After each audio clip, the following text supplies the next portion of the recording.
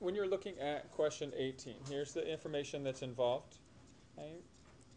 You are going to see a problem similar to this, so make sure you understand where all the different pieces come from and what they apply to. Okay, so the first given piece of information is that this arc measure FE is equal to 47. Okay, you're also told that angle FJC, so this angle right here, has a measure of 73. And then finally you're told that this angle measure FDC, so this inscribed angle here, has a measure of 21 degrees. And in that, with all of this, you're asked to find the measure of angle EFD. Okay, well, if we look at just kind of the generic equation relationship here, angle EFD has its vertex located where? On the circle, in the exterior of the circle, or in the interior of the circle, or at the center of the circle? It's on the circle, right? So in order to find EFD, you have this inscribed angle. An inscribed angle is equivalent to 1/2 the measure of, 1/2 the measure of its intercepted arc. Well, what is the arc intercepted by angle EFD?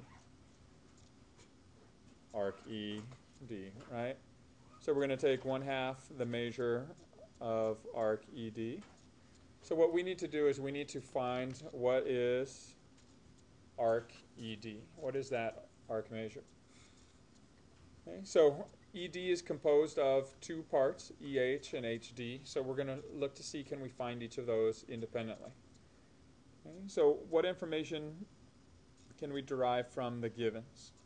Well, if we look at this inscribed angle of 21,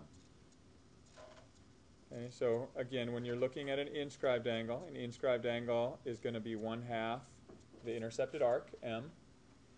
Well, in this case, our intercepted arc is this arc measure FC. So if we plug in what we have, the inscribed angle was given as 21 degrees. We know that that has to equal 1/2 of M, so we can solve for M by simply multiplying both sides by 2. The 2's cancel here, and we get our arc measure to be 42. So we can find that this arc is 42.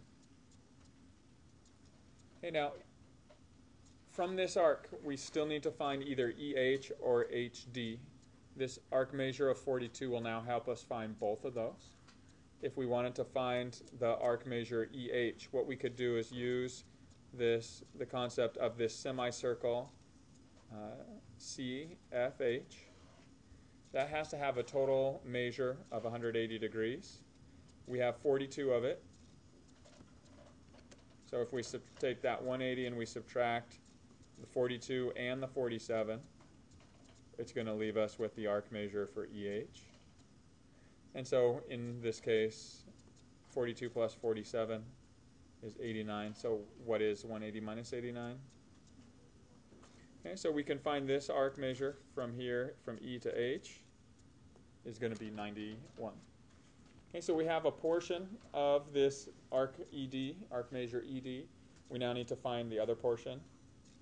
In order to find this other portion, what we're going to do is, again, if we extend the sides of this angle that we know is 73 degrees, we get this angle with a vertex inside a circle, and that's going to equal 1/2 the sum of the two arc measures. And remember, the arc measures that we're dealing with here are the arc measures that are cut off in the interior of this angle, and because it's in the interior of a circle, it's vertical pair as well. So the arc measures cut off, we have an angle that's given as 73 is equal to 1/2. We have a known arc measure of 42, and we have this unknown arc measure along here. That's what we'll solve for. So once again, to solve this, we simply double both sides. That's going to get rid of our fraction. We get 146 is equal to 42 plus n. subtract both sides by 42. We get 104 is equal to n. And so here is our arc measure. And our final step now is to simply plug in 1/2 the entire arc measure of ED. ED is 91 plus 104.